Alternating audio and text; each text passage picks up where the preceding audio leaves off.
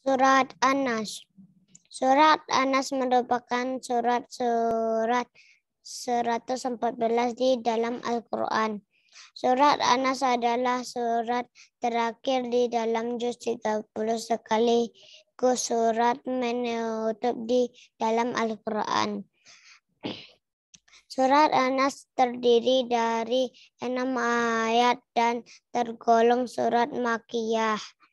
Pada dasarkan surat ini berisi petunjuk mengenai tempat berlindungan manusia dari berbagai godaan, yaitu kepada Allah.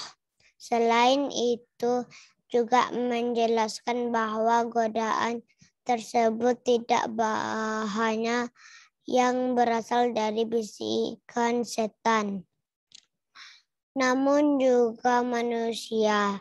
Berikut surat An-Nas ayat 1-6.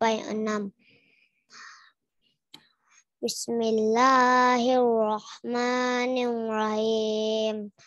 Qul a'udzu birabbin nas. Katakanlah aku berlindung kepada Tuhannya manusia. Malikin nas, Maha Raja manusia.